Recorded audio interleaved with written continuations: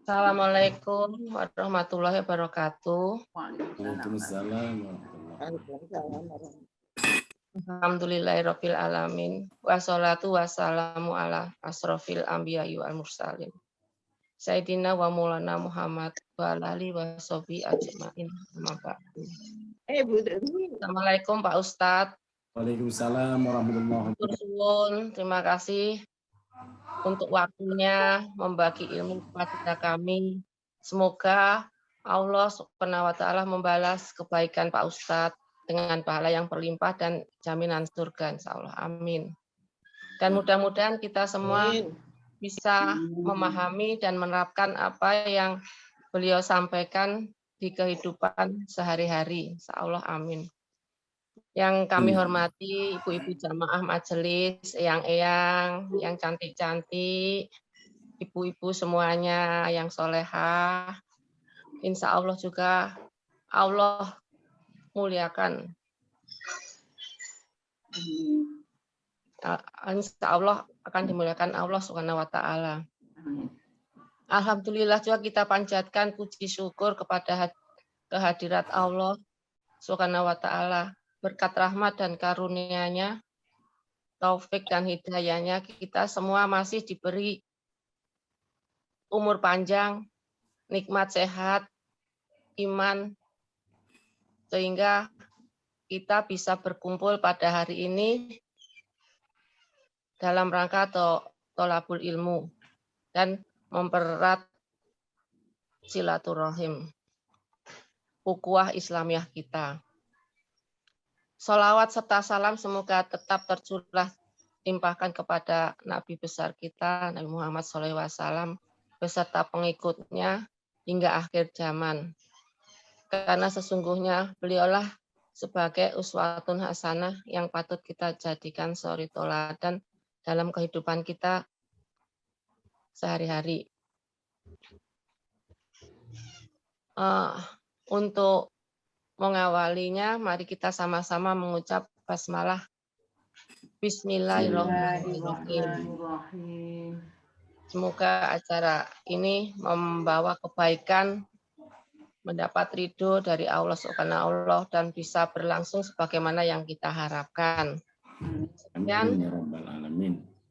Billahi taufik wal hidayah. Wassalamualaikum warahmatullahi wabarakatuh.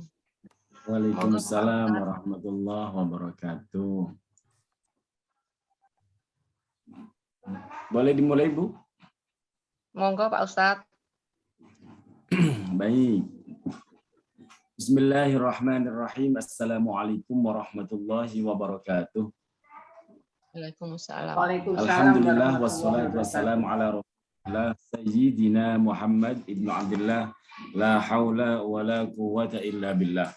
Rabbana aftah bainana wa baina qaumina bil haqqi wa anta khairul fatihin. Subhanaka la ilma lana illa ma 'allamtana innaka antal alimul hakim wa ba'd. Ibu-ibu solehah yang dimuliakan Allah Subhanahu wa taala, yang alhamdulillah hingga pagi hari ini tanggal September bertepatan dengan tanggal Muharram. Ayo tanggal berapa ibu-ibu? Tanggal 26 ya. Tanggal berapa Muharram? Sekarang 28. Iya, tanggal 28 Muharram. Berarti kita sudah di penghujung bulan dari bulan Muharram. Alhamdulillah kita masih dianugerahkan nikmat sehat, masih dikasih panjang umur, masih dijaga iman Islamnya.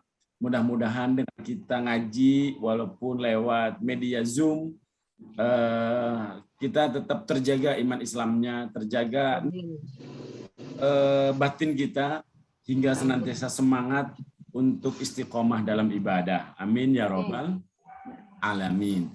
Alhamdulillah ibu-ibu dan pada Allah Subhanahu wa taala. Pagi hari ini Senin yang cukup yang kemarin sempat disiram hujan cukup deras. Nah, mudah-mudahan ini bagian dari rahmatnya Allah. Di bulan 9 masih ada hujan yang cukup besar hingga berasa lebih sejuk, lebih nyaman. dan tumbuh-tumbuhan juga lebih segar ya. Mudah-mudahan sesegar batin kita, sesemangat jiwa kita untuk senantiasa meningkatkan kualitas ibadah kita kepada Allah Subhanahu wa taala. Ibu-ibu yang dirahmati Allah Subhanahu wa taala, kita mesti harus meluangkan ngaji sesibuk apapun kita. Dimanapun kita, walaupun medianya tidak langsung bertawajuh bertatap muka lewat satu majelis di dalam satu ruangan. Tapi kita sekarang dirubah, bertawajuh, bertatap muka, tidak satu ruangan, tapi satu forum lewat Zoom. Nah, mudah-mudahan nggak mengurangi nilai pahala dan keberkahan dari thalabul ilm. Karena apa? Rasulullah Shallallahu Alaihi Wasallam senantiasa mengingatkan kepada kita dalam hadisnya, man salaka thariqan yaltamisu fihi ilman. Barang siapa yang berjalan menelusuri jalan untuk mencari ilmu. Nah, kita sih menelusurinya lewat ini ya, Bu ya, sekarang Android, lewat HP, tidak jalan kaki, yang berjalan jarinya kita. Siapa yang menelusuri jalan untuk mencari ilmu, maka sahalallahu lahu bihi thariqan ilal jannah. Allah akan memudahkan baginya jalan menuju surga. Mudah-mudahan dengan kita waktu di antara kesibukan yang banyak sekali, apalagi yang namanya emak-emak itu kesibukannya luar biasa banyak, walaupun kadang nggak kelihatan hasil kerjanya ya. Namanya rumah, seolah-olah rutinitas biasa, bersihin rumah, ngepel, masak, DLL lah, dan lain-lain. Seolah-olah itu rutinitas biasa, padahal itu ya, kalau nggak dikerjakan, luar biasa akan bikin masalah. Kerjaannya banyak, tapi kadang nggak dianggap. Wah, itu makanya kenapa ibu-ibu surganya deket. Karena apa? Kerjaannya banyak, dituntut ikhlas. Karena apa? Anggap. Nah, mudah-mudahan di antara kesibukan yang begitu banyak, ibu-ibu masih ngeluangin ngaji lewat Zoom ini, mudah-mudahan tetap dicatat oleh Allah lewat malaikat Kiromal Katibin, malaikat Rokib dan Atid, dicatat kita nih kebaikannya kelak jadi pemberat di dalam mizan timbangan amal kita di sisi Allah Subhanahu wa taala. Amin ya rabbal alamin. Nah, ibu yang dirahmati Allah Subhanahu wa taala, apalagi ngajinya kita insya Allah sekarang berpedoman atau merujuk dari kitab Irsyadul Ibad. Kitab Irsyadul Ibad, ya. Insya Allah pagi hari ini kita akan melanjutkan ngaji kita di halaman 53 dari ibu-ibu ya. Halaman 53. Halaman 53. Bab apa, Bu? Bab mandi. Bab mandi. Nah, walaupun ibu-ibu udah sepuh, bukan berarti kenapa harus bab mandi lagi yang dibahas? Saya udah mandi selama 60 tahun, betul. Tapi jangan sampai mandi kita kan ada mandi biasa karena memang menghilangkan keringat dan kotoran badan saja. Ada mandi karena ada sesuatu yang mewajibkan kita jadi mandi. Nah, jangan sampai mandinya kita selama ini ternyata keliru, ternyata salah.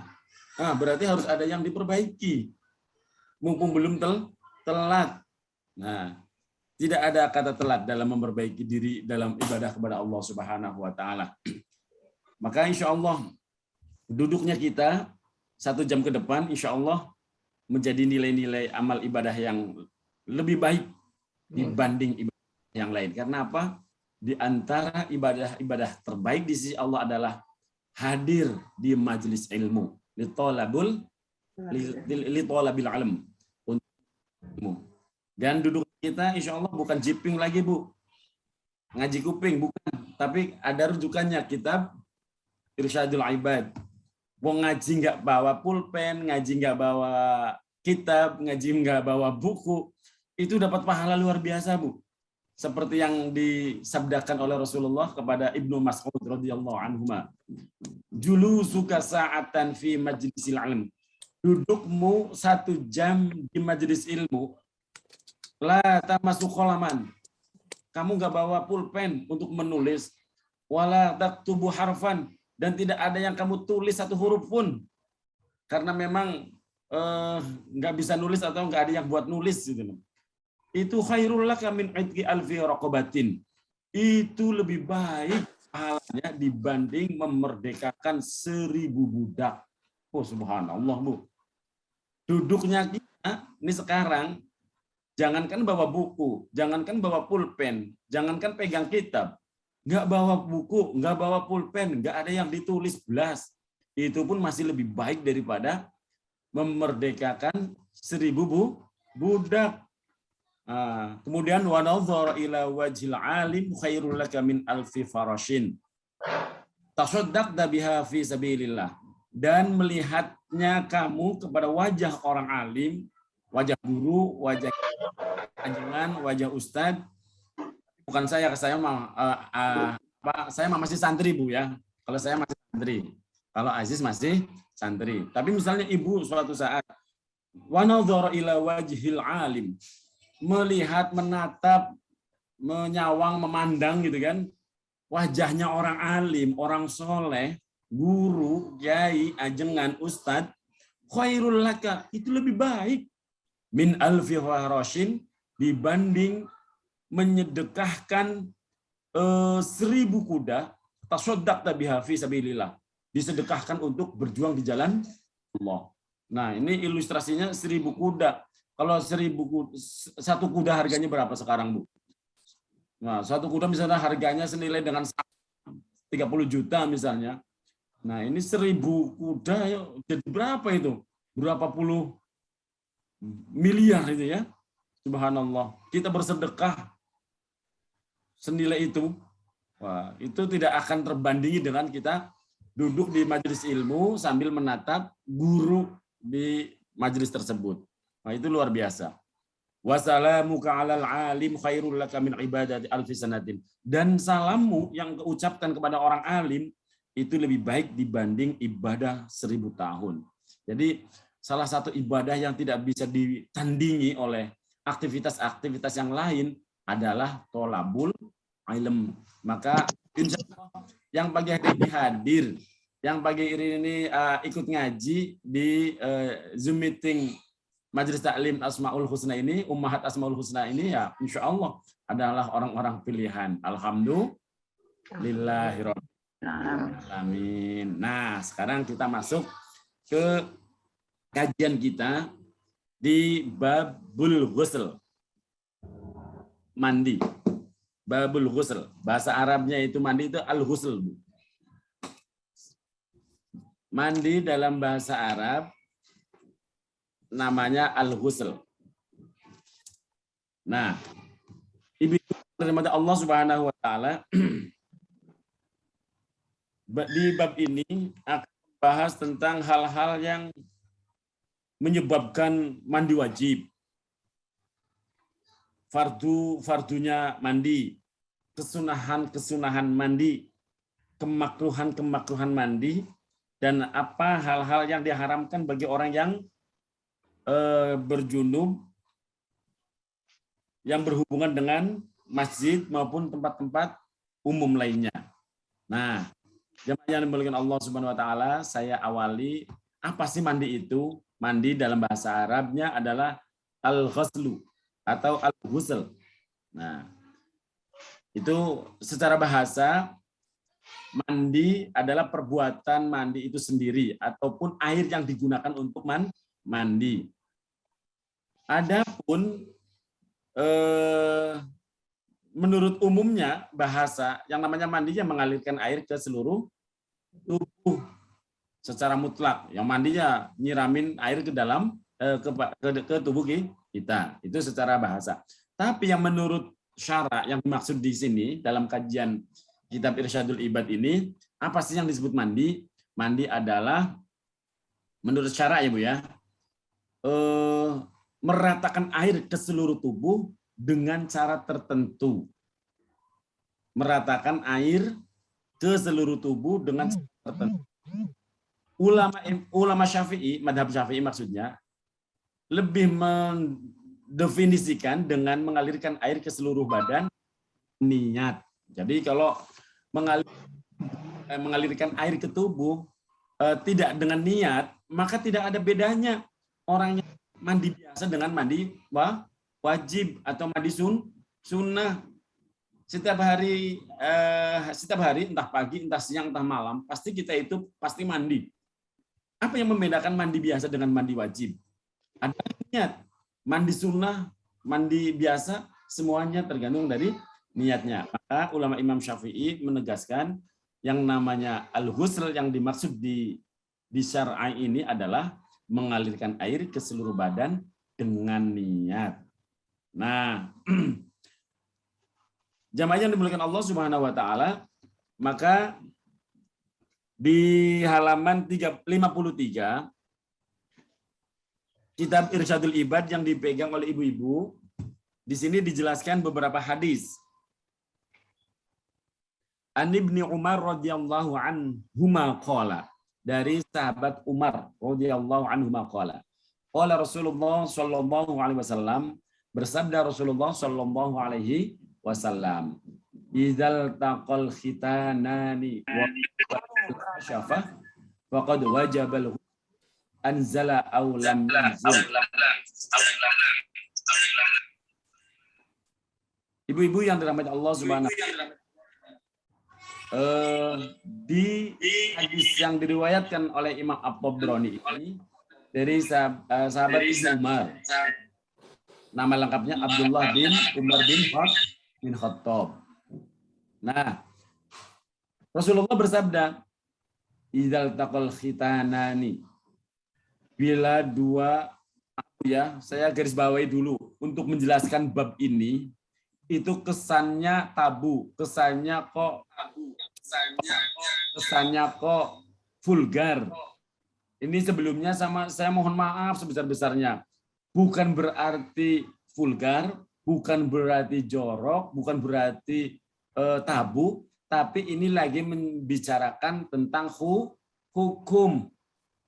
Ya Bu ya, kita lagi bicara tentang hukum. Jadi, si Ustadz kok ngajinya ngomongin bab itu atau ngomongin hal-hal yang kayaknya nggak pantas deh diucapin. Jangan begitu dulu. Karena yang namanya fikih, kalau nggak dijelasin secara detail, ya kadang malah nggak paham, Bu. Pakai bahasa yang kinayah, yang samar, ya malah tambah bingung nantinya. Nah, apalagi bahasa sastra yang terlalu tinggi misalnya, tambah nggak mudeng. Jadi mohon maaf, saya garis bawahi dulu sebelum masuk ke bab yang nanti lebih spesifik, lebih detail lagi. Saya katakan di bab ini kesannya rada tabu, kesannya rada vulgar, tapi demi Allah ini dalam rangka menjelaskan tentang hukum. Mohon dipahami ya Bu ya. Baik. Idzal taqal khitanani, kata Nabi, bila dua kemaluan antara kemaluan laki-laki dan kemaluan perempuan bertemu, wa ghabatil hasyafatu, dan maaf, ujungnya punya laki-laki seperti topi baja itu sudah menyelam atau bahkan nempel sekalipun pada kemaluan wanita, faqad wajabal huslu, maka sungguh telah diwajibkan mandi jinabat. Anzala aw lam yunzil, baik keluar mani atau tidak keluar mani, itu sudah wajib. Ini bicara orang sudah sepuh ya, ini sepuh semuanya, insya Allah aman lah. Baik yang setengah sepuh atau yang belum sepuh lah ya, pokoknya ini penting. Semuanya penting. Ada suami istri, kemudian menunaikan kewajibannya, haknya seorang suami, dan seorang istri pun menunaikan kewajibannya untuk suami. Nah, baru nempel doang misalnya, keluar nggak keluar, wajib mandi. Wajib mandi. Nah, ini hadis-hadisnya dulu kita baca. Nanti penjelasan secara fikihnya lebih detail di belakang. Biar kita dapat barokahnya kitab. Yang kedua, hadis yang kedua, an Aisyah radhiyallahu anha, dari Sayyidatina Aisyah radhiyallahu taala anha, qalat. Siti Aisyah berkata, "Idza stayaqadha ahadukum min naumihi fara'a balalan walam yara annahu ikhtasala wa idza ra'a annahu ikhtalama walam yara lahu balalan fala ghusla alaihi." Nah, ini dari Siti Aisyah, ibu-ibu yang rahmat Allah. Idza stayaqadha ahadukum, bila seorang bangun dari tidurnya, min naumi, dari tidurnya, fara'a balalan, kemudian melihat basah pada pakaian yang ada di bagian kemaluannya, kemudian kemiripan dengan air mani, mirip dengan air mani. Balalan itu adalah air yang tumpah di sekitar kemaluan yang mirip dengan mani. Walam yara annahu ikhtalama, tetapi dia tidak terasa bermimpi, nggak berasa mimpi, itu kok basah ya. Nah, maka ikhtasala, wajib mandi jinabat, walaupun nggak berasa mimpi, tapi ada bukti bahwa di bawahnya itu loh kok basah, baunya tepung, kemudian lengket gitu kan. Nah, itu tanda-tandanya yang ada itu basah tersebut adalah mani, maka wajib mandi.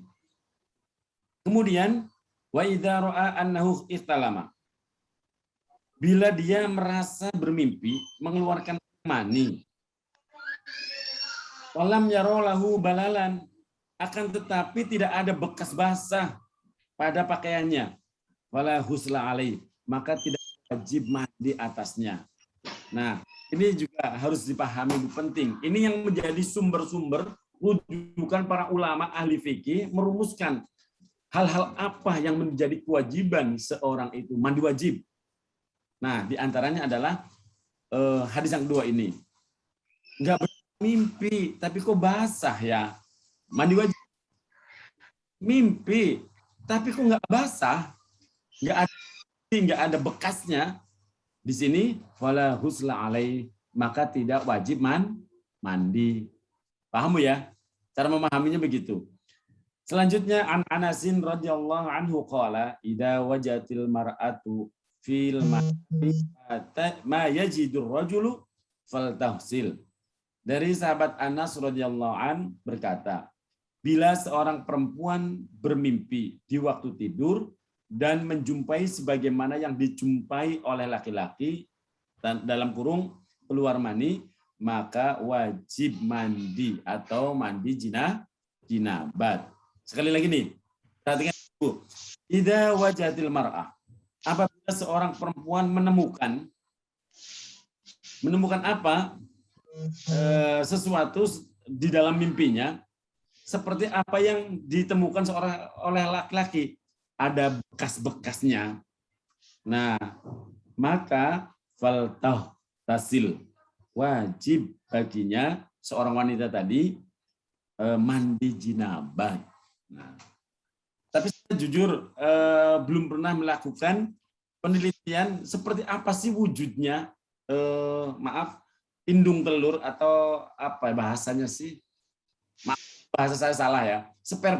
Spermanya perempuan itu seperti apa? Saya juga nggak pernah melakukan penelitian. Tapi yang disebutkan di dalam kitab ini, kalau menemukan tanda-tanda seperti sperma, wajib mandi, gitu loh. Nah, sebenarnya yang harus diajarkan seperti ini adalah anak-anaknya, ibu-ibu semua loh, biar paham. Maka kitab ini anjurkan untuk dibaca oleh anak-anak kita. Karena kadang anak-anak kita itu malas membaca sekarang, Bu. Lebih suka melihat game online, lebih suka lihat TikTok, lebih suka lihat Facebook, lebih suka lihat IG, Instagram. Tapi hal-hal yang sifatnya membaca buku, anak-anak kita itu udah benar-benar sudah sangat kurang sekali minatnya.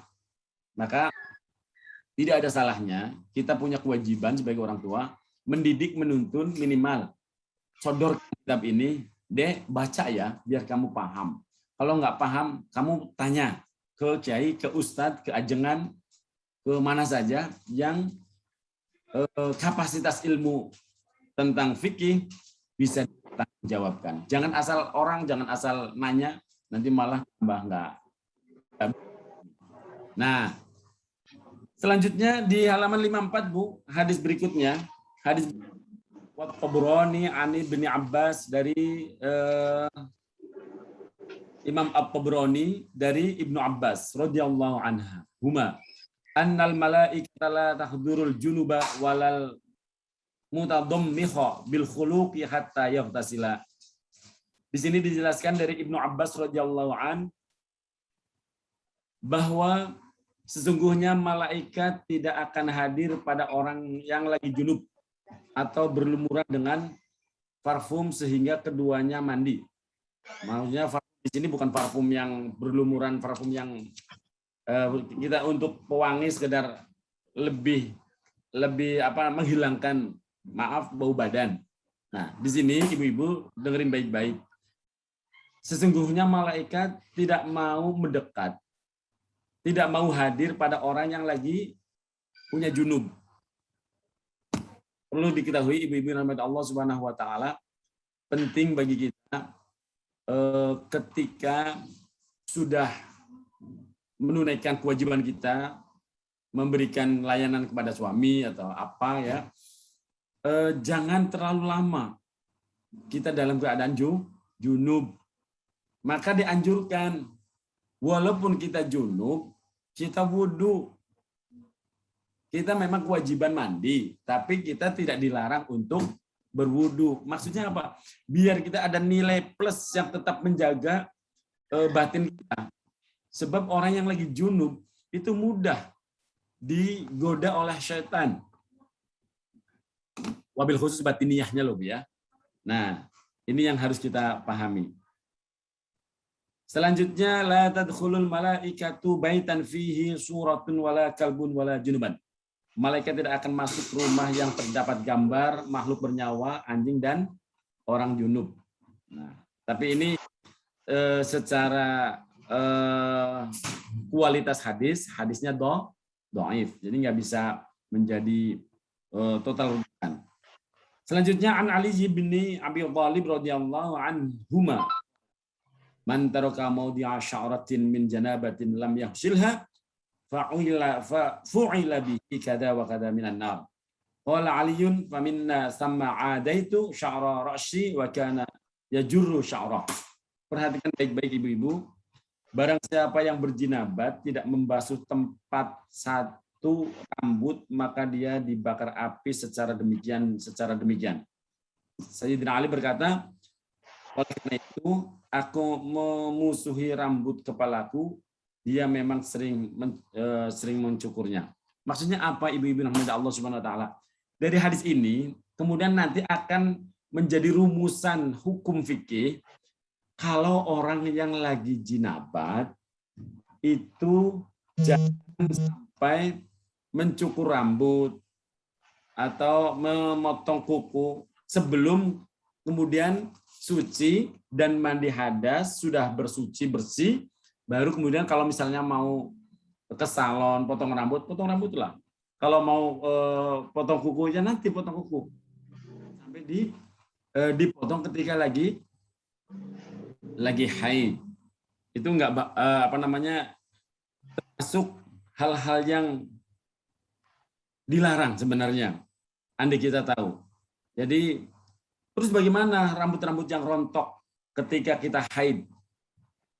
Nah, kan kita juga nggak mungkin nggak bersisir selama 1 minggu gitu kan. Nah, bersisir kemudian ada yang rontok.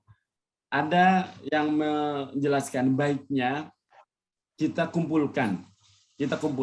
Pas nanti kita mandi, dibawa serta mandi, dibasuh. Setelah sudah dibasuh, baru dibuang ke tempatnya. Ada yang menganjurkan seperti itu. Tapi ada yang mengatakan ya tidak apa-apa, memang susah, tidak memungkinkan untuk dikumpulkan rambut itu. Ya, apalagi 1 helai, 2 helai, kita nggak tahu jatuhnya di mana, jatuhnya kapan. Ya, itu nggak menjadi hal yang kemudian sampai memaborotkan, membahayakan ke apa namanya kesucian kita sendiri. Nah, kalau memang masih bisa dijaga, ya dijaga. Jangan sampai kita bercecer rambut ketika lagi haid.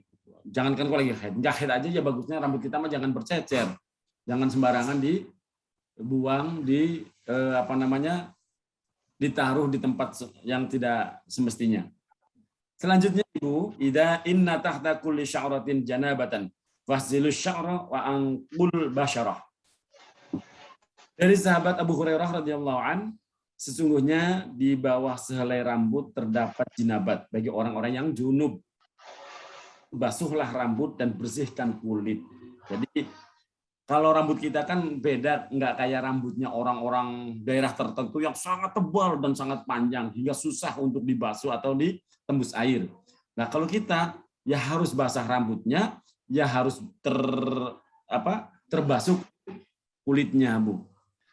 Maka banyak orang hari ini memaknai kalau yang namanya mandi jinabat itu keramas. Benar nggak, Bu? Padahal yang namanya keramas itu diasumsikan, anggap ya namanya keramas itu pakai sampo. Kalau nggak sampoan ya berarti nggak keramas. Kalau nggak keramas namanya nggak mandi. Zaman Nabi ada sampo. Zaman Nabi itu nggak ada aturan keramas, yang ada mandi. Dan yang penting pakai niat dan airnya benar. Airnya terambil atau bersumber dari yang bersih dan mensucikan. Nah ini yang penting, Bu. Jadi di kolam renangnya seluas 100 kali 50 meter misalnya. Ya sama juga bohong. Nggak jadi di jinabat. Karena jadi syarat sahnya rukun dari mandi itu sendiri adalah niat. Nah ini yang harus dipahami. Jadi harus sampai benar-benar kulit yang wajib dibasuh di dalam tubuh kita tidak boleh terhalang. Maka disebutkan di sini oleh sahabat Abu Hurairah bahwa di bawah sehelai rambut terdapat jinabat bagi orang yang junub. Maksudnya apa? Ya dibasuh rambutnya, dibersihkan kulitnya. Nah, An Ibnu Umar radhiyallahu anhu maqala la yaqra'ul junubu walal haidu syai'an minal Qur'an. Sesungguhnya orang yang junub dan wanita yang lagi haid tidak diperbolehkan membaca seayat Al-Qur'an. Nah, ini juga kemudian menjadi rumusan fikih bahwa ada larangan-larangan orang yang haid, orang yang junub apa saja. Nanti di antaranya adalah membaca Al-Qur'an atau memegang mushaf. Nah, ini nanti ada penjelasan lebih detail, Bu. Tapi sumber hadisnya adalah ini. Nah, di kitab Irsyadul Ibad yang dibacakan adalah sumber-sumber hukumnya dulu, baru penjelasannya nanti di belakang. Jamaah yang dimuliakan Allah, ibu-ibu yang dirahmati Allah, ini penting agar kita tidak salah. Nanti ada yang tadi di awal saya bilang, di bab ini nanti saya akan lengkapi, walaupun di kitab ini nggak terlalu lengkap, tapi akan saya rujukkan dari kitab Fathul Qorib. Nah, ini kitabnya, Bu. Fathul Qorib. Kemudian saya ambilkan rujukan dari ringkasan kitab fikih madhab Imam Syafi'i. Dan saya juga mengambil rujukan kitab yang dulu dihadiahkan oleh ibu kita. Ini kitab namanya. Kitab fikih Islam Latuhu, yang disusun oleh Profesor Dr. Wahbah Az-Zuhaili. Nah, terima kasih Ibu yang ngasih kitab ini. Alhamdulillah. Mudah-mudahan ini jadi jariyah yang mengalir kebaikan pahala kepada beliau. Amin. Terima kasih Ibu. Ini ada yang ngasih loh. Siapa yang ngasih? Terima kasih Bu Ida. Dulu yang ngasih ini itu Pak Haji Usman. Nah, sekali. Baik, jamaah yang dimuliakan Allah Subhanahu wa taala, kita sekarang bicara dari sisi fikih, Bu. Agar lebih detail lagi. Mohon disimak. Kenapa kita harus benar-benar menjaga untuk bersih dari junub? Jangan sampai kita berjunub hingga amaliyah kita itu baal. Kenapa? Loh, amal-amal kita itu akan cepat sampai ke hadirat Allah Subhanahu wa taala ketika kita bersih badan dari hadas maupun najis. Nah, ini penting sekali. Karena apa? Syarat mutlak di antara keabsahan sebuah ibadah adalah suci dari hadas maupun najis. Maka di sini ada kisah di halaman 57, Bu. Silakan dilihat. Aban bin Abdullah Al-Bajali bercerita, ada seorang tetangga kita meninggal dunia. Lalu kita mengikuti acara pemandiannya dan mengantarkan jenazahnya sampai pada kuburan. Tahu di kuburan itu, di kuburannya, di liang lahatnya, ada binatang yang hampir mirip dengan kucing. Dan kami bentak agar hewan tersebut pindah. Tapi hewan tersebut tidak menyingkir dan tidak berpindah dari tempatnya. Lalu sang penggali kubur tidak ambil pusing, dipukulnya binatang tersebut. Sungguh pun demikian, dipukul, diusir, dihalau, tidak mau tuh hewan tersebut berpindah dari tempatnya. Akhirnya apa? Ya udah, bikin lubang lagi aja lah. Pindah, jangan di situ karena ada hewannya. Nah, ketika mencoba menggali kuburan yang baru, ketika selesai membuat liang lahat yang baru itu dan siap untuk digunakan untuk menguburkan orang yang tadi meninggal, binatang tadi liang yang baru tadi nongol di situ. Akhirnya mereka pun berupaya untuk menyingkirkan. Tetap saja nggak berguna. Hewan tersebut nggak mau pergi. Nah, dikisahkan di sini, sungguh kejadian tersebut tidak pernah kami jumpai. Karena itu, ya sudah. Walaupun ada hewan tadi yang nggak pernah tahu datangnya dari mana, tiba-tiba ada di liang lahat, udahlah, dimakamkan aja di situ. Ketika bata merah, maksudnya bukan bata merah, maksudnya tanah merah. Ketika tanah merah itu ditimbunkan ke kuburan orang tersebut, tahu-tahu kami mendengar suara tulang yang dimakan binatang. Lantas, pamanku yang bercerita ini adalah Aban bin Abdullah Al-Bajali. Beberapa orang mengikuti pergi ke rumah istrinya, istri orang yang meninggal tadi. Nah, mereka kemudian menanyakan, apa yang dilakukan oleh suamimu, wahai istri orang yang meninggal? Hingga kami melihat kejadian yang sangat merontokkan batin kami yang belum pernah kami lihat. Dijawab oleh istrinya bahwa suaminya kalau habis berbuat atau habis berhubungan layaknya suami istri tidak pernah mau mandi jenabat. Itu, Bu. Nah, ini kisah yang ada di kitab ini. Ada 2 kisah lagi, silakan dibaca. Tapi saya akan berkisah. Ini fakta yang saya dengar, yang saya lihat untuk dijadikan kita pelajaran. Ibu-ibu yang dirahmati Allah Subhanahu wa taala, ada orang sakit. Kebetulan sakitnya stroke, Bu. Orang sakitnya stroke.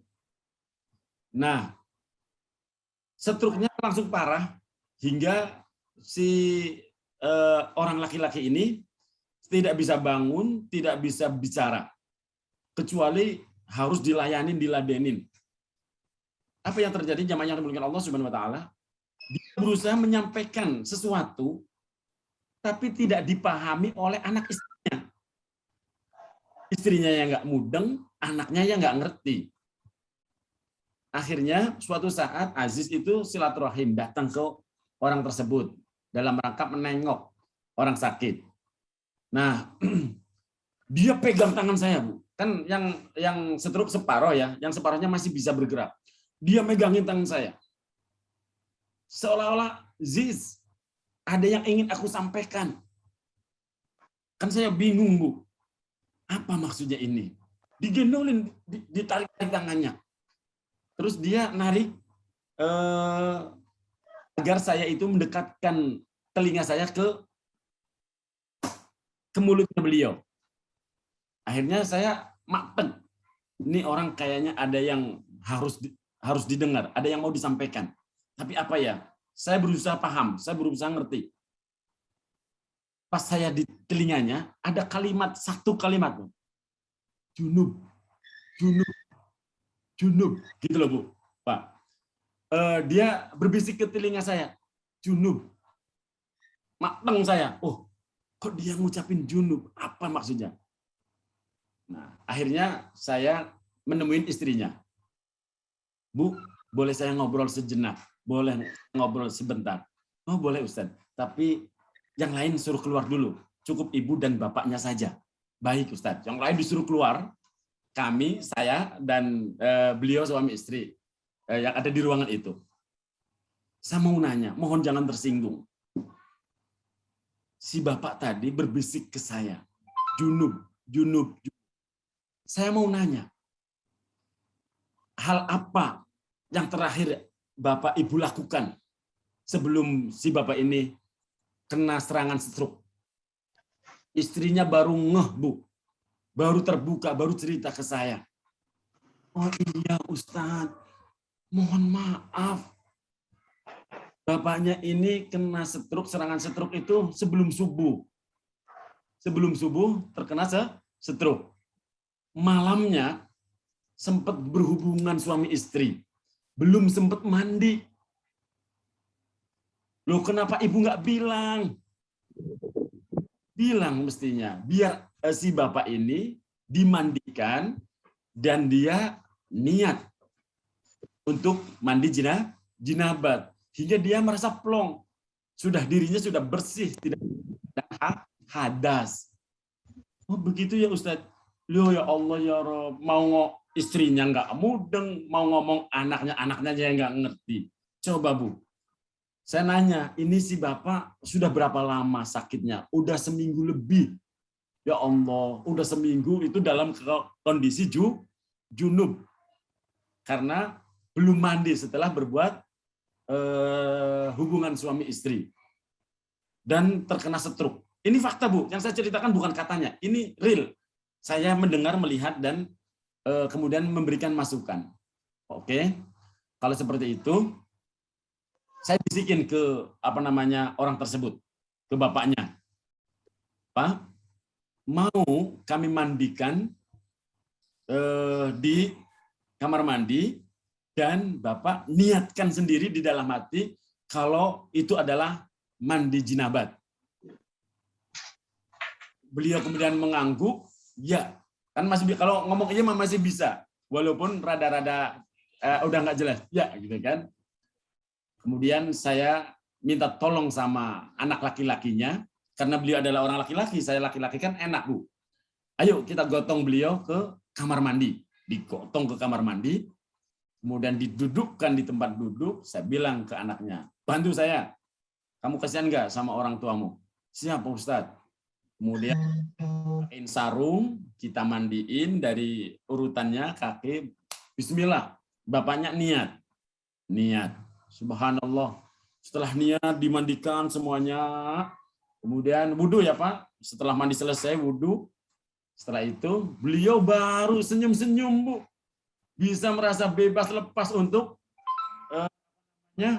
zikir, bahkan sholat sunnah lainnya, kondisinya udah wudhu, asik gitu loh Bu. Rupanya selama seminggu itu gelisah, takut keburu mati, masih dalam keadaan junub Bu. Kebayangkan, istrinya nggak mudeng, anaknya nggak ngerti. Ya Allah ya Rabb. Nah, untung Bilal Aziz itu waktu itu ketemu. Nah, ada tuntun subhanallah. Akhirnya beliau nggak lama sakitnya, sekitar satu bulan kurang lah ya. Kemudian beliau meninggal. Tapi subhanallah, kata keluarganya setelah dimandikan, diwuduin seperti itu, hari-harinya lebih cerah. Walaupun dalam kondisi sakit stroke. Beda sebelumnya. Wah, kayak dia itu menghadapi sesuatu yang mengerikan. Emosional, dikit-dikit ngamuk. Kan kebayang, Bu. Yang suami anaknya ngeladenin orang sakit, tapi orang sakit itu ngamuk-ngamuk. Ternyata ngamuknya bukan karena dia nggak nerima dirinya sakit, karena dia dihantui perasaan takut luar biasa. Kalau keburu mati, nggak ada yang tahu kalau dia dalam keadaan junub, belum sempat mandi junub, belum sempat tahu. Subhanallah. Makanya penting bagi kita ngerti dan paham. Kalau ada orang-orang yang sakit seperti itu, ditanya, punya junub nggak? Kalau punya junub ya biar dimandikan. Bersih dari hadas besar. Dan diwudukan biar bersih dari hadas kecil. Ini fakta. Ini cerita nyata, bukan katanya. Nah, jamaah yang dimuliakan Allah Subhanahu wa taala, selanjutnya silakan ibu-ibu dilihat di halaman ke-58 dari buku Irsyadul Ibad, perkara-perkara yang mewajibkan mandi. Nah, tadi dari hadis-hadis yang kita baca, kan kemudian terumuskanlah hukum-hukum fikih bab mandi. Ibu-ibu yang dirahmati Allah Subhanahu wa taala, hal-hal yang mewajibkan mandi ada 6. Hal-hal yang mewajibkan mandi dalam kitab fikih madhab Syafi'i itu ada 6. Yang pertama, bertemunya 2 khitan. Bahasa lainnya, bertemunya 2 alat kelamin. Nah, ibu-ibu yang dirahmati Allah wa taala,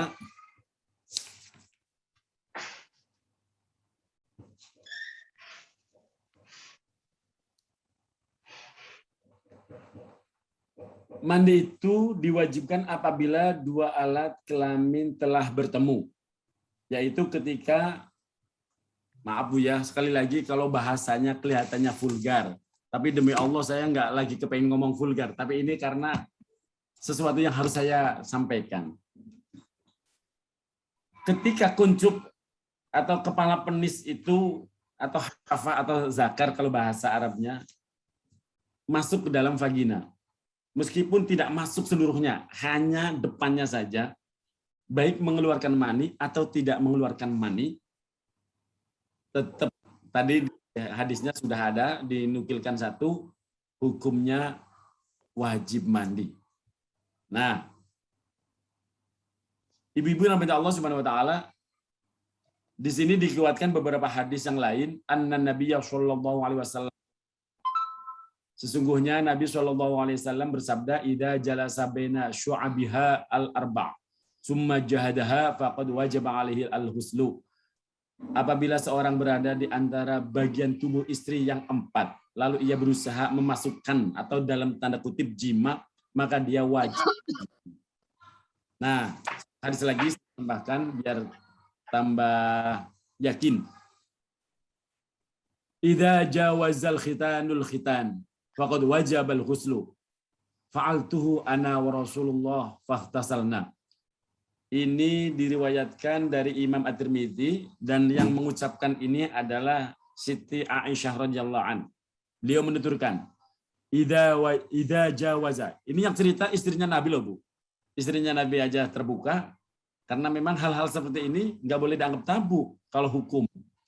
Kata Sayyidatina Aisyah, apabila kelamin telah masuk ke kelamin yang lain, maka telah wajib mandi. Aku pernah melakukan itu, kata Siti Aisyah, bersama Rasulullah. Lalu kami pun mandi. Nah, hadis ini sahih.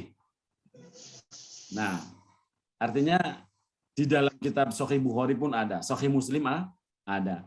Bahkan di dalam kitab Al-Muwatta, kitab yang sangat terkenal, yang disusun oleh Imam radhiyallahu an, disebutkan ini, ar-rajulu yusibu ahlahu summa yuksilu wala yunzil.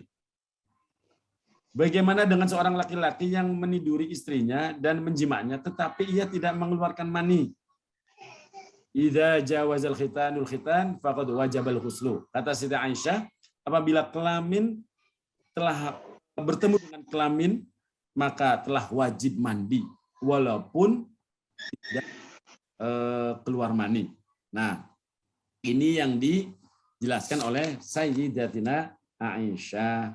Nah, jadi yang pertama menjadi kewajiban mandi adalah bertemunya dua khitan, Bu.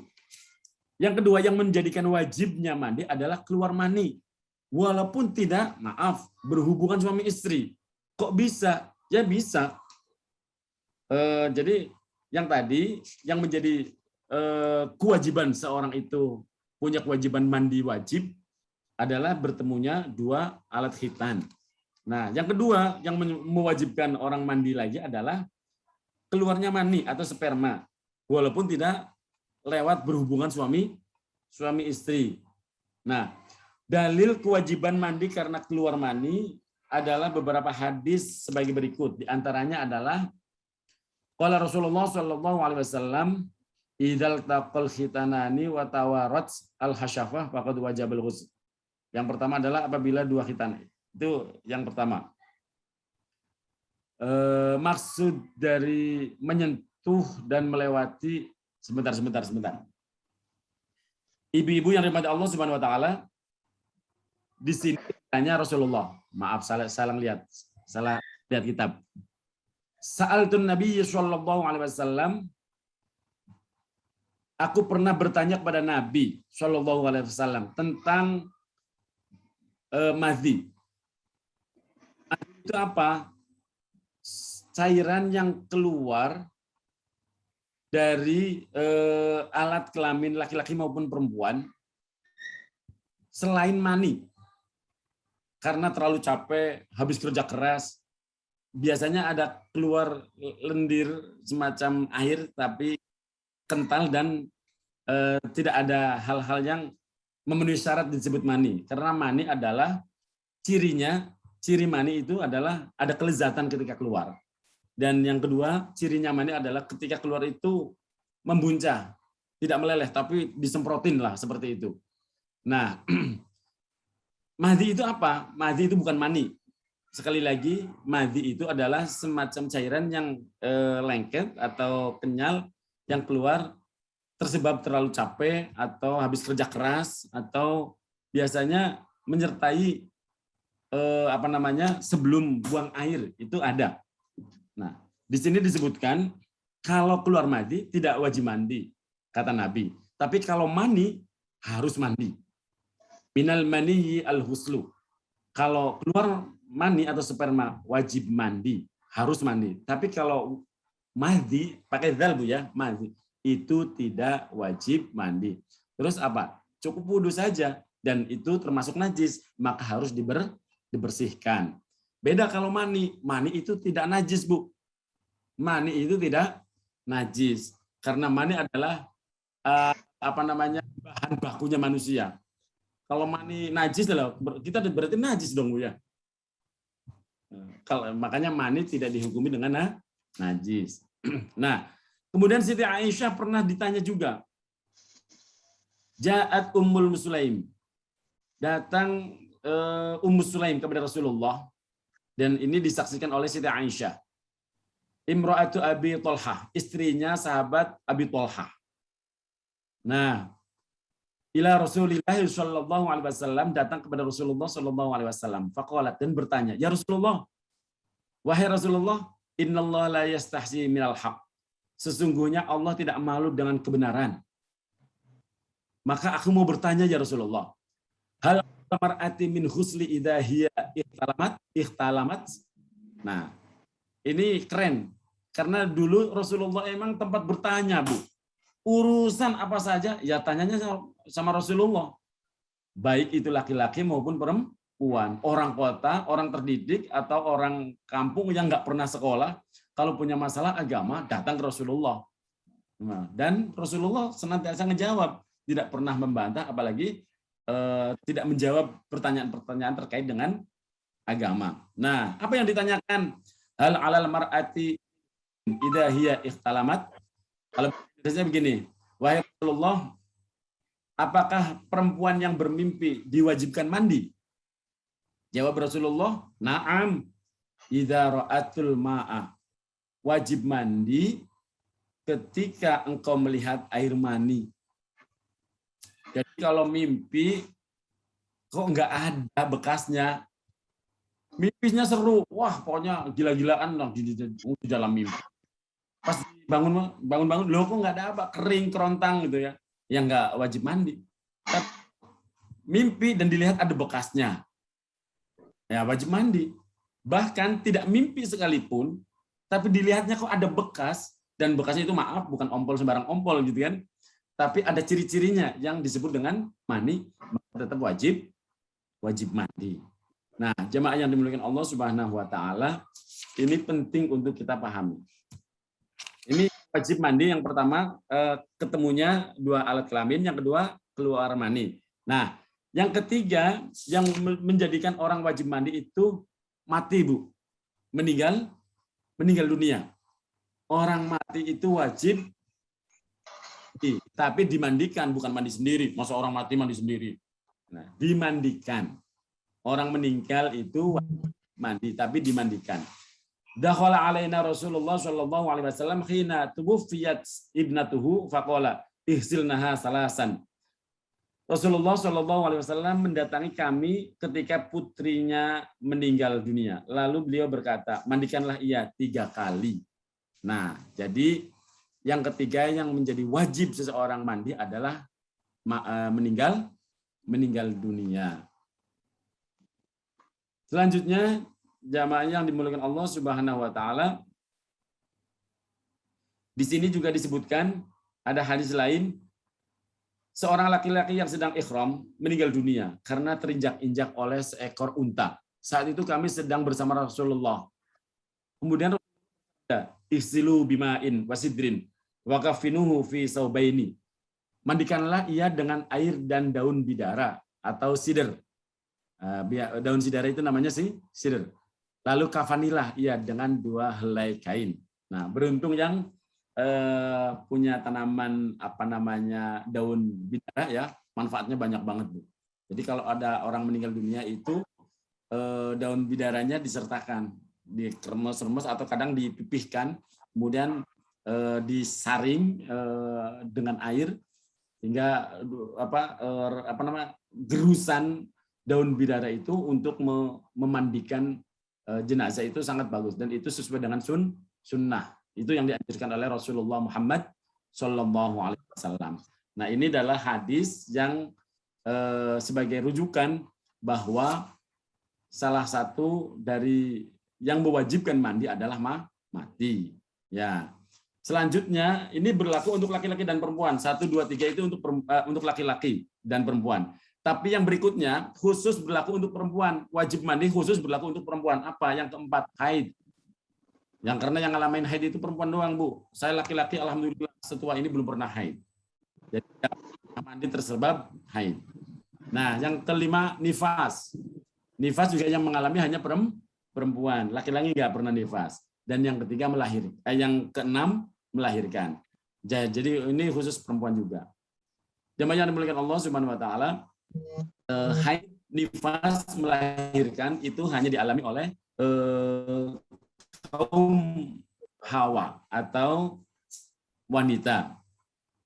Haid termasuk perkara yang mewajibkan mandi. Kewajiban ini berlaku setelah darah haid berhenti tuntas. Begitu juga dengan nifas. Kewajiban mandinya setelah nifasnya tuntas. Kalau belum tuntas nggak boleh mandi. Nggak boleh.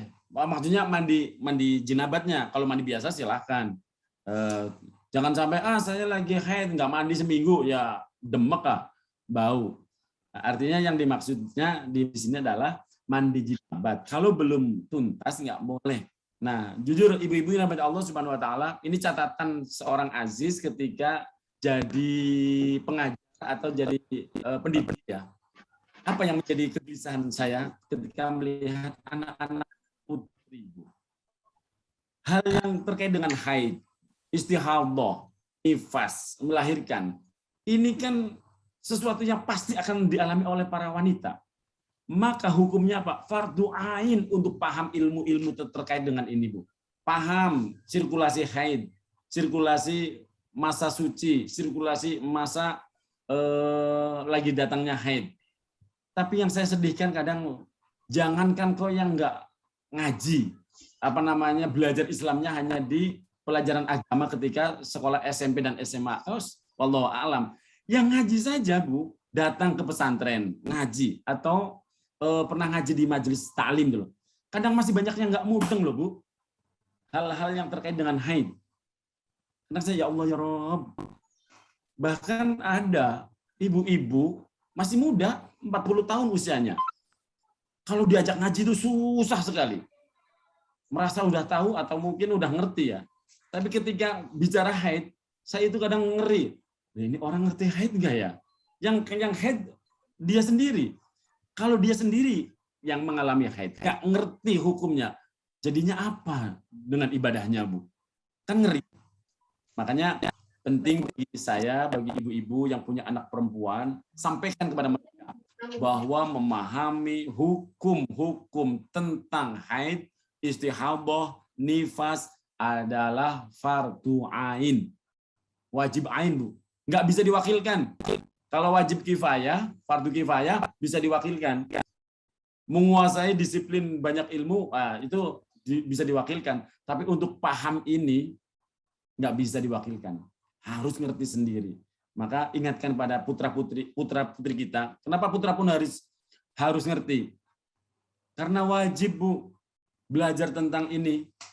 Kan kalau nggak salah, dulu pernah saya sampaikan di majelisnya ibu-ibu ya. Masih ingat nggak, Bu? Saya pernah mengingatkan bahwa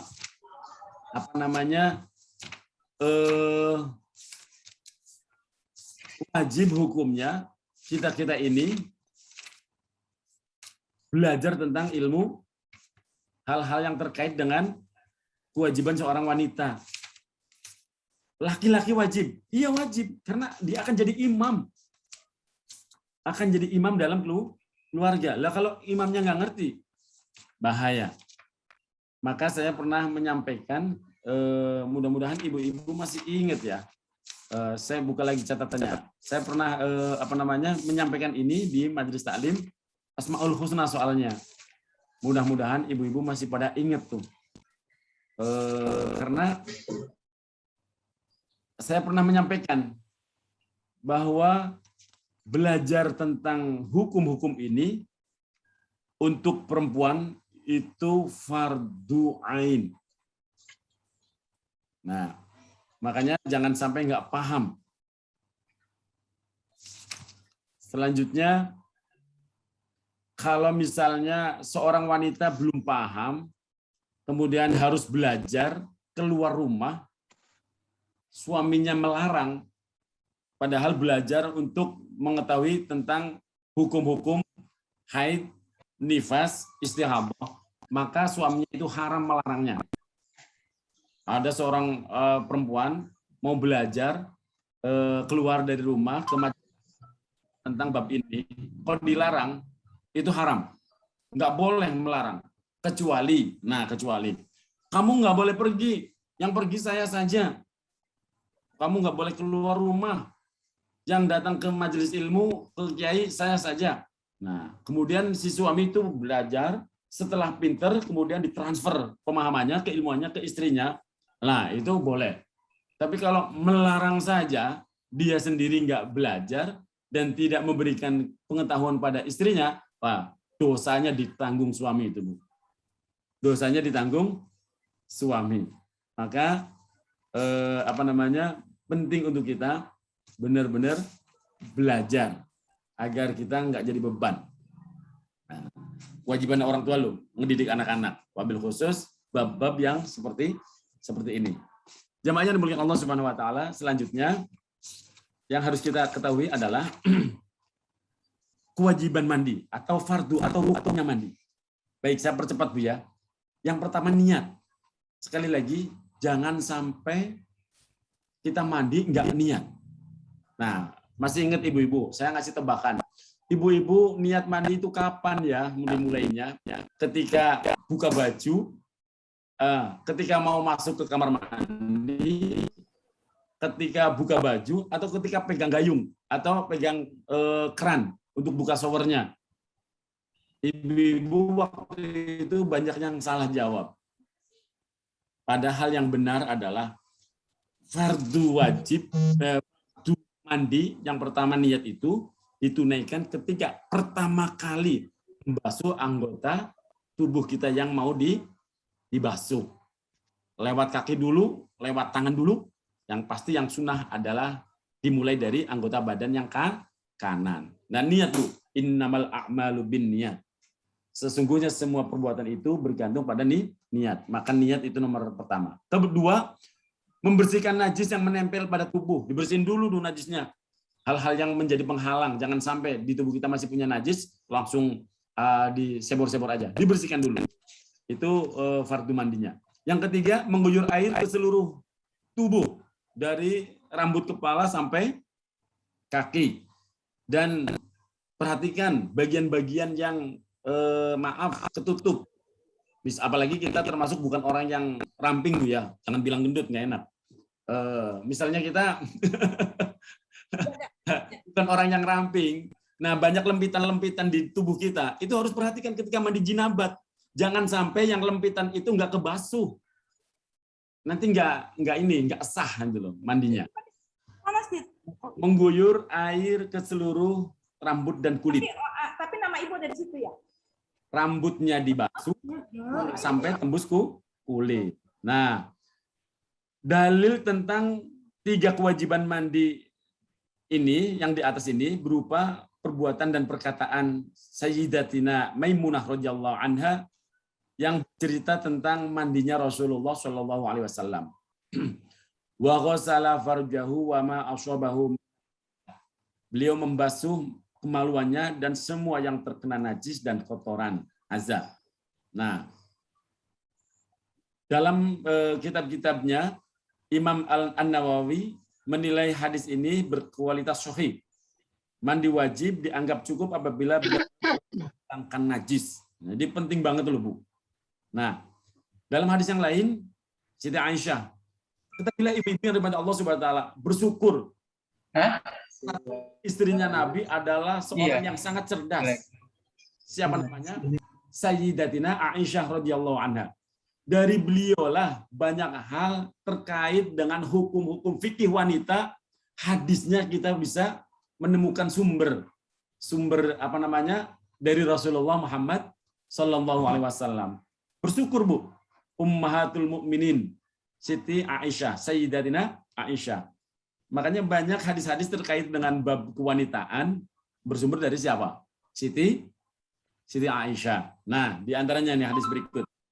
Anna Nabiyya sallallahu alaihi wasallam kana idza tasaddala min janabah bada'a fa ghasala yadayhi. Apabila Nabi mandi junub, beliau memulai dengan membasuh 2 telapak tangan. Nah, ini mula-mulanya, Bu. Kemudian summa yatawaddau kama yatawaddau lis-shalah. Kemudian setelah basuh tangan, beliau wudu seperti wudu untuk sholat. Bukan asal wudu, enggak. Sempurna seperti wudu untuk sholat. Summa yudkhilu asabi'ahu fil ma'i. Kemudian beliau memasukkan jari-jarinya ke dalam air. Ini kalau ceritanya pakai kolah atau pakai ember, bukan pakai shower, bukan pakai keran. Nah, selanjutnya filma wa yukhallilu biha usula sya'rihi. Kemudian beliau menyela-nyela pangkal rambutnya. Rambutnya itu kan beda, Bu. Orang mandi junubnya orang Arab dengan orang Indonesia jangan dipikir sama. Kenapa enggak? Mandinya mah sama. Cuman bedanya apa? Sumber air di sana itu mahal. Beda dengan orang Indonesia. Airnya melimpah. Main sebor-sebor aja kan begitu, Bu ya.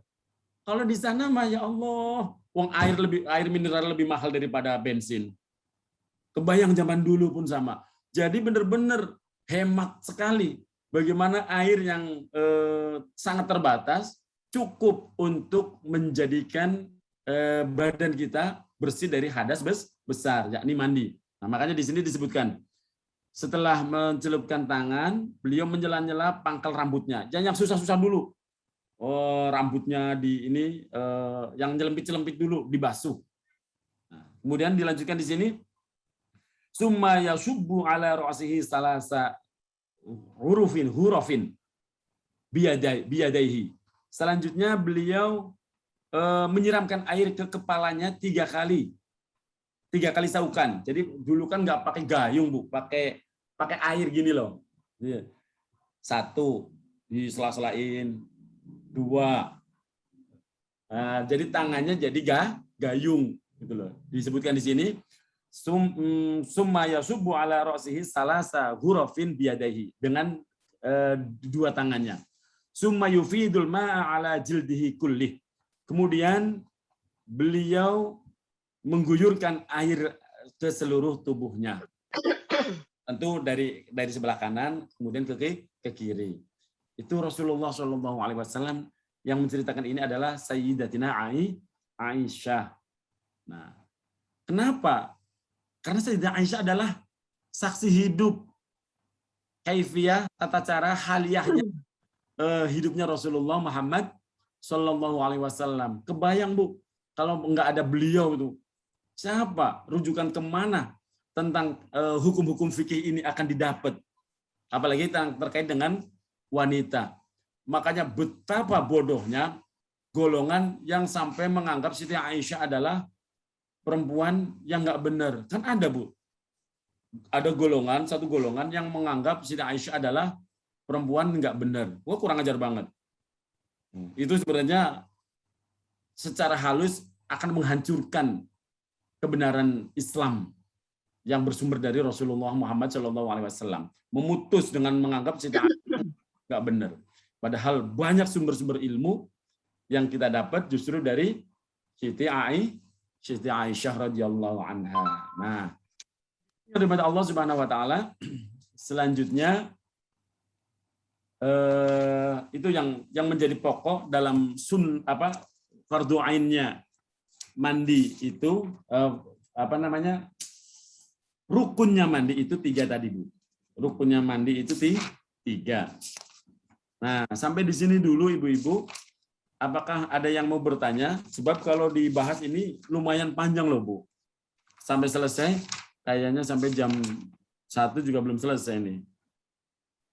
Ada yang mau bertanya dulu, Bu? Baik yang terkait dengan tadi yang sudah sampaikan, atau yang loncat lebih dulu, nggak apa-apa, silahkan. Karena sudah jam 10 lewat hampir 30 menit. Monggo silakan Ibu-ibu, kita diskusi interaktif.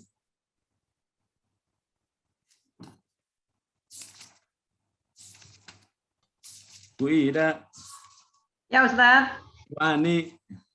Pak Ustadz. Monggo Ibu-ibu, siapa yang mungkin ada pertanyaan? Mungkin saya mau tanya Ustaz. Saya dulu ya, Bu Ani.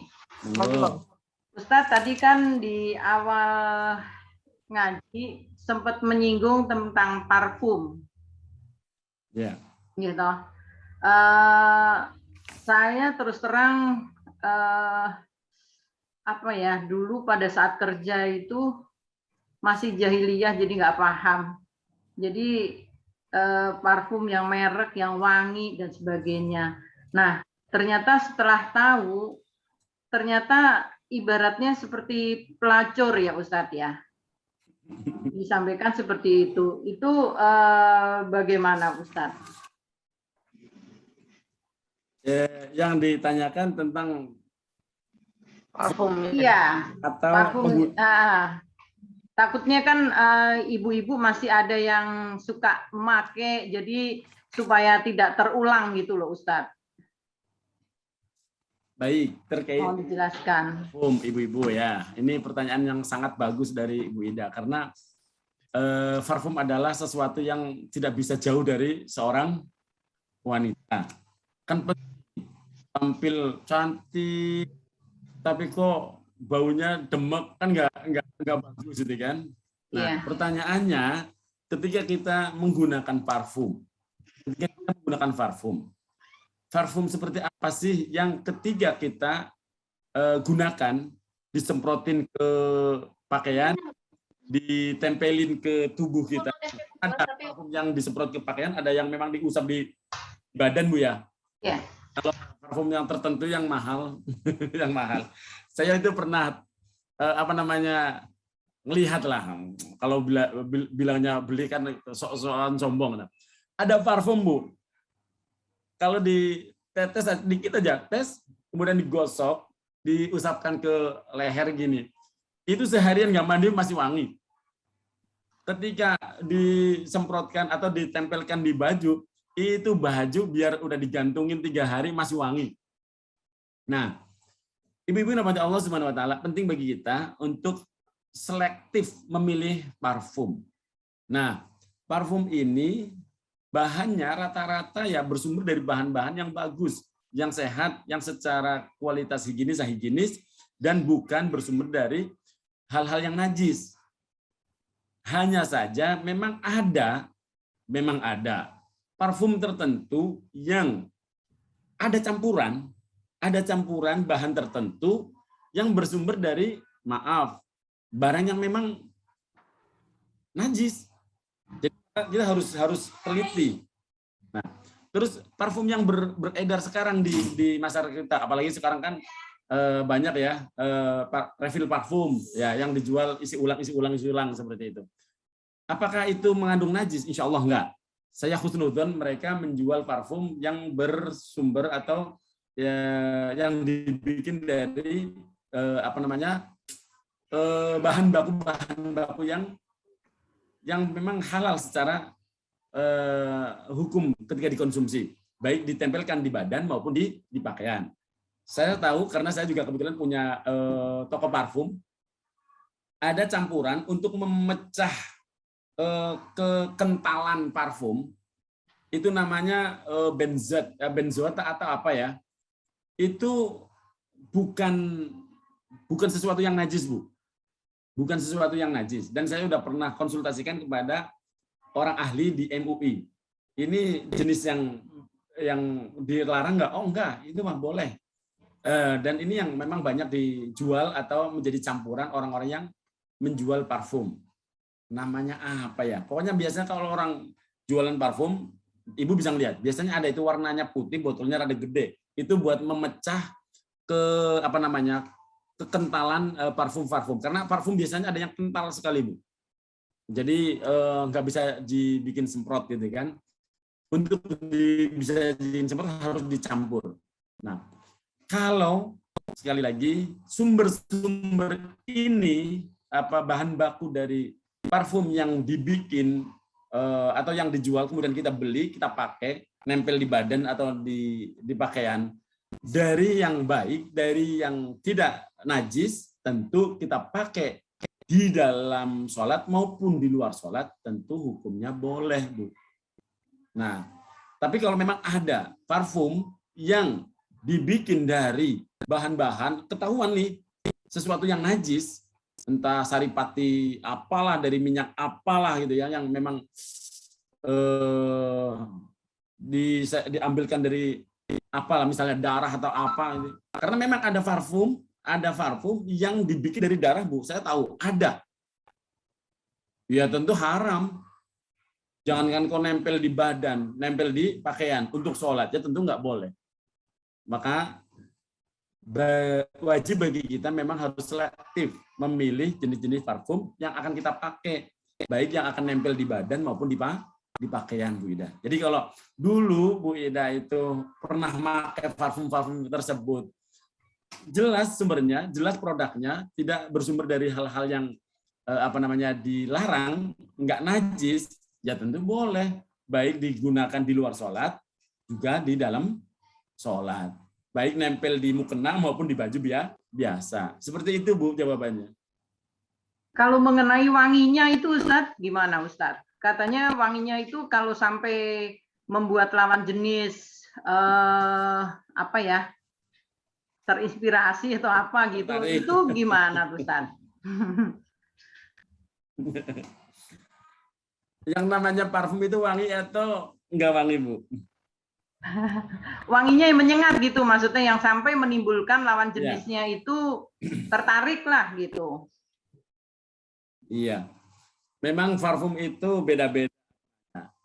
Ada yang aroma Eropa, wis pokoknya Aris punya nih. Ini Jerman punya nih. Harganya 100 mili itu 1,5 sampai ada yang 5 juta. Kok Aziz tahu loh, yang Aziz sering ngelihat gitu kan Bu. Nah, dipakai kadang menjadi apa namanya seolah-olah menjadi tolok ukur apa ya bahasanya sih Gengsi. aroma Timur Tengah, Arab. Ini parfum aroma Eropa itu loh. Seolah-olah menjadi karakter seseorang.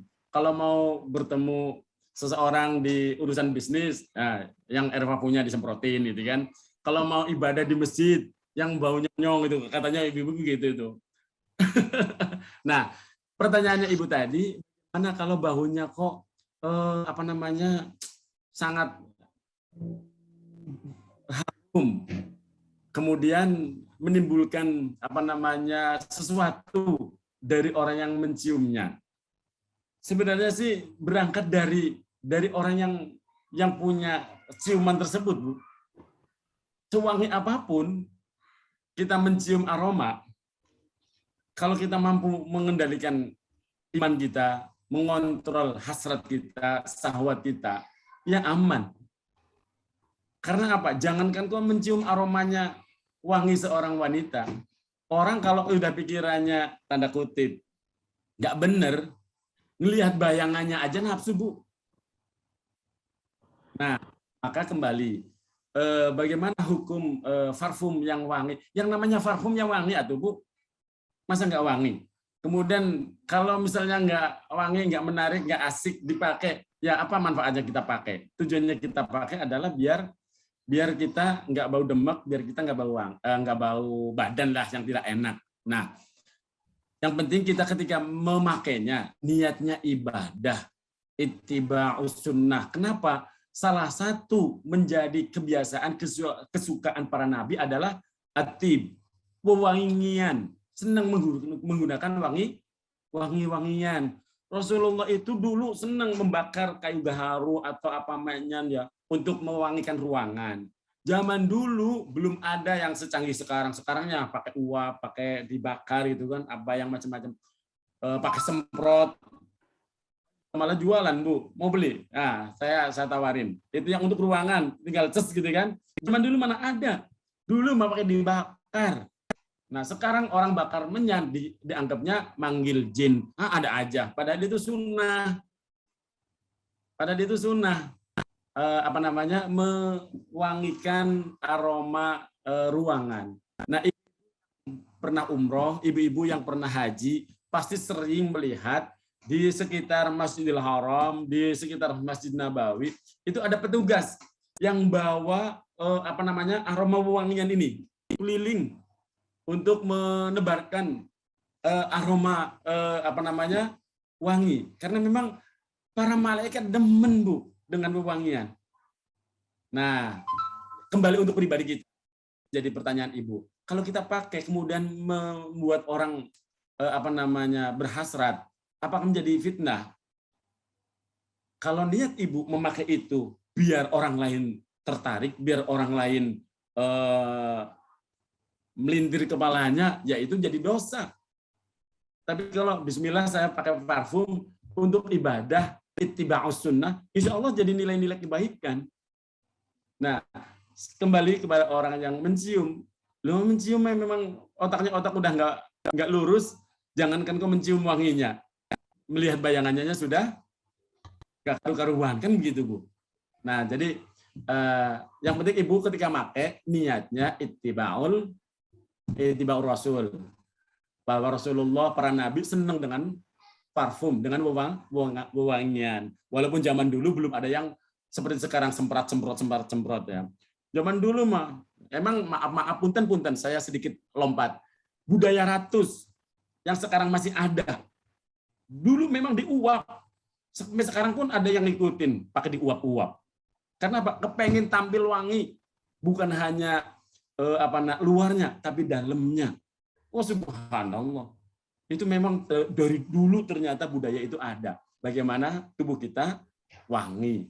Nah, kalau niatnya ittiba'us sunnah, ya jadi pahala. Tapi kalau niatnya biar orang lain ngelirik, biar orang lain melintir, ya itu jadi dosa. Maka kembali kepada niat. Itu Bu. Mudah-mudahan bermanfaat. Silahkan yang lain. Baik Ustaz, terima kasih. Ya, assalamualaikum, Pak Ustadz. Waalaikumsalam warahmatullahi Ya, wabarakatuh. nyambung aja pertanyaan tadi, Pak Ustadz. Kalau Oke. vakumnya mengandung alkohol itu terus dipakaikan di baju, di badan, lalu kita sholat, itu gimana hukumnya? Baik, mewakili yang lain bisa jadi pertanyaan dari Bu Ratna ini. Saya mau nanya, alkohol itu terbuat dari apa? Ya, alkohol kan katanya kalau diminum itu kan dia haram. Terus gimana hukumnya? Dia najis Loh, apa enggak? hukum kok katanya? Nggak boleh hukum itu katanya. Hah? Hukum nggak boleh katanya. Jadi gimana Pak Ustadz? Enggak. Kita ngobrol asik aja, Bu. Ngobrol asik siapa saja boleh. Nah, siapa tahu di sini ada dokter atau ahli tahu bahwa alkohol itu bahan bakunya untuk bikin alkohol itu apa? Dari hal-hal yang najis, yang diharamkan, atau apa? Hingga kemudian dianggap najis. Itu bahannya apa emang? Halo? Ada yang bisa jawab, Bu? Karena apa? Untuk menentukan sesuatu itu tidak boleh atau boleh, haram atau tidak haram, itu harus tahu sumbernya dulu. Nah, terkait dengan alkohol. Ibu-ibu kalau mau searching di Mbah Google juga banyak sudah penjelasan tentang alkohol, jenis alkohol. Kalau yang saya tahu ini bukan jenis alkohol loh, Bu. Semacam cairan yang dibikin kalau lagi begini itu saya agak lupa, Bu. Padahal saya pernah punya kajian khusus terkait dengan ini. Itu bukan terbikin dari hal-hal yang najis. Nah, ketika parfum yang dicampur itu tadi untuk memecah kekentalan parfum hingga bisa disemprot, itu bukan dari alkohol kok ternyata. Jenis cairan yang namanya saya agak lupa ya, tapi benzoal tak apalah gitu loh, Bu. Itu bukan sejenis alkohol yang seperti Ibu bayangkan kalau diminum itu haram, itu enggak. Nah, jadi ketika itu dicampurkan di parfum, kemudian disemprotkan ke tangan kita atau ke baju kita, ya tidak najis. Kebayang kalau najis. Jangankan untuk sholat. Tidak untuk sholat aja, baju ibu kalau disemprot pakai jenis parfum itu ya jadi nggak layak untuk dipakai. Berarti ketempelan najis. Halo? Betul kan? Jadi pelajarin dulu yang namanya alkohol itu apa. Nah, yang dicampurkan di parfum itu betulkah alkohol atau alkohol yang seperti yang apabila diminum itu dihukumi innamal khamru wal maisir najsun min amali syaitan itu, apakah termasuk itu? Nah, kalau bukan ya jangan asal menuduh itu haram, itu najis, itu nggak boleh. Karena yang saya tahu jenis cairan yang untuk memecah kekentalan parfum itu bukan sejenis alkohol yang najis hingga dilarang untuk digunakan di badan maupun di pakaian. Itu yang saya pahami dan saya tahu, Bu. Jadi boleh-boleh aja ya Pak Ustadz dipakai ya, misalnya parfum Eropa. Boleh. Aja ya Pak Ustadz ya. Karena ada yang bilang ya kalau bedanya kalau kita tahu persis, Bu. Kalau kita tahu persis, yang tadi saya bilang ada parfum yang dibikin dari darah memang, Bu. Saya lihat kayak contohnya za'afaran. Za'afaran itu katanya ada yang dibikin dari darah kijang gitu kan. Misalnya, itu kan makanya warnanya merah, merahnya lekat. Pernah lihat parfum namanya za'afaran, Bu? Mungkin ibu-ibu karena bukan juragan parfum jadi kurang hafal. Kalau saya insya Allah hafal. Itu memang buat nulis. Nah, itu ada yang mengatakan bahan bakunya dari darah. Maka itu jelas nggak boleh. Nah, begitu pula Ibu kalau misalnya menggunakan parfum yang dibeli di Eropa maupun dimanapun atau dari manapun, kalau memang ada keterangan bahwa itu terambil dari bahan atau terbikin dari bahan dasar yang memang najis, ya tentu nggak boleh. Tentu itu akan menjadi penghalang sahnya ibadah. Bukan hanya sholat, ibadah-ibadah yang lain juga. Itu Bu, terima kasih. Makasih Pak Ustadz. Yang lain?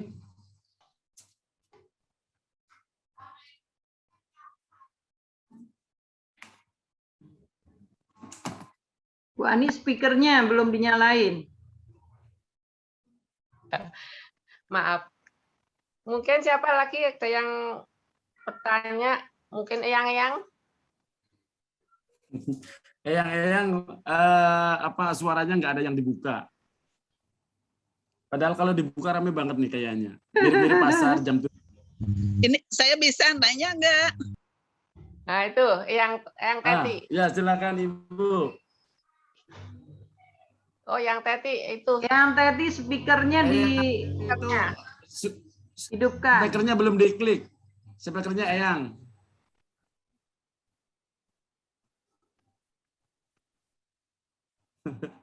Nggak kedengeran Eyang.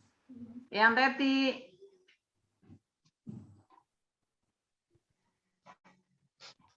Kayaknya Eyang mau nanya. Nah itu. Iya. Nah, Nah ini. Ya. Ini di halaman 59 perkara yang disunahkan dalam mandi itu di poin 3 berwudu sebelum mandi. Terus di perkara yang dimakruhkan di dalam mandi yang poin 2-nya tidak berwudu sebelumnya dan tidak berkumur dan menghirup air dengan hidung. Ini apa tidak? Jadi Ustaz, di halaman berapa Bu? halaman 59 yang perkara yang disunahkan dalam mandi yang poin 3 itu berwudu sebelum mandi. Terus yang di bawah perkara yang dimakruhkan di dalam mandi yang poin 2-nya tidak berwudu sebelumnya dan tidak berkumur atau menghirup air dengan hidung. Apa tidak bertentangan yang atas dengan yang bawah itu? Baik Bu. Ini emang kitab ini terlalu simpel Bu ya, terlalu simpel. Jadi keterangan yang lebih luas, lebih jauh, lebih lengkap tidak termuat. Nah, saya sampaikan ke ibu pengajian semuanya hal yang sunnah dan yang makruh di dalam ibadah ibadah mandi ya. Baik, saya sebutkan dulu sunnah mandi. 1, baca basmalah. 2, berwudu sebelum mandi junub. Itu memang sunnah Bu. Wudu sebelum mandi junub. Tadi dijelaskan wudunya seperti wudu untuk sholat. Jadi lengkap ya, kumur, ya istinsyak, nyedot air ke hidung dan semuanya Eyang. Jadi lengkap. Tadi hadisnya kan Nabi juga diceritakan oleh Siti Aisyah kalau mau mandi junub, beliau wudu seperti wudunya untuk sholat. Nah, jadi menjadi acuan itu dulu, Eyang. Kemudian kesunahan berikutnya adalah tangan mengusap-ngusap ke seluruh tubuh. Artinya apa? Usap, memastikan seluruh air itu membasuh tubuh kita. Kenapa?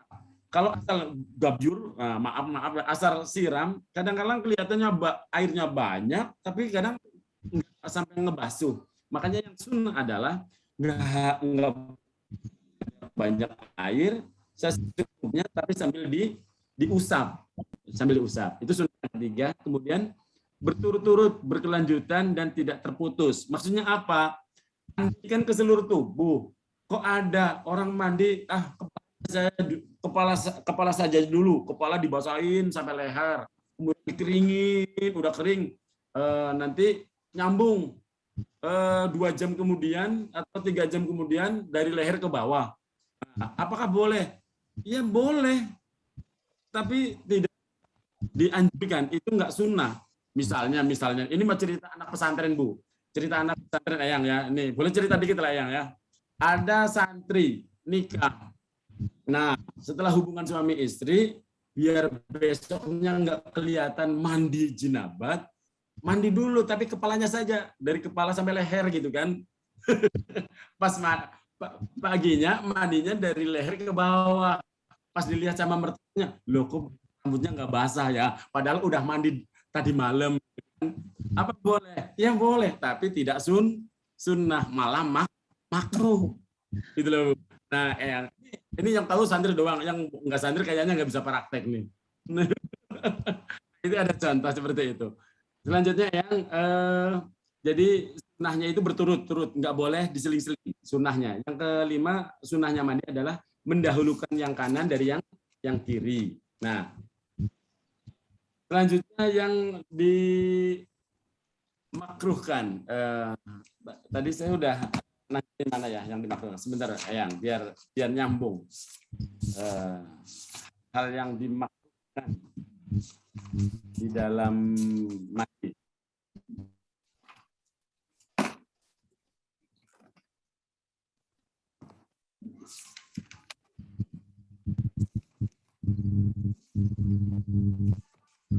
Nah, perkara-perkara yang dimakruhkan dalam mandi, Eyang, ini penting. Perkara-perkara yang dimakruhkan dalam mandi, ulama Syafi'i dulu, pendapat Imam Syafi'i dulu. Ulama Syafi'i berpendapat yang dimakruhkan di dalam hal-hal yang terkait dengan mandi adalah berlebih-lebihan di dalam menggunakan air. Wah, airnya berlebihan. Mentang-mentang orang Indonesia, maklum kan, orang Indonesia kan airnya melimpah.